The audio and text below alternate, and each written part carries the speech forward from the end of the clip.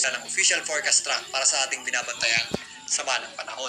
Pinapakita dito ang erratic na nature nito habang nandito sa eastern section ng silangang bahagi ng Mindanao sa labas ng ating Philippine Area of Responsibility.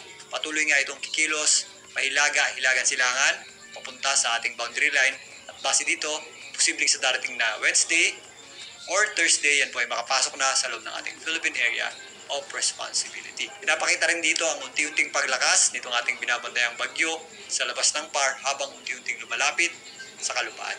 Narito naman ang ensemble forecast track ng GFS para dito sa ating binabantayang sama ng panahon na posibleng tawagin ang bagyong Kabayan. Pinapakita rin dito yung posibleng west-northwest nitong paggilos palapit sa ating bansa. Pero again, dahil nga malayo pa at mahinang system pa lamang ito, medyo erratic pa yung kanyang nature ng kanyang lakas at direksyon. Lalong-lalo na sa mga later days ng ating pagtaya. Meron din mga pinapakita ditong outliers na nagpapakita ang posible itong kumilos paitaas. Pero sa ngayon, malakas po yung ating range ng high pressure area na posibleng tumulak dito sa ating sama ng panahon paibaba. At again, kapag buwan ng November, mas mataas po ang tsansa sumasabit sa lupa o naglalandfall ang mga bagyo.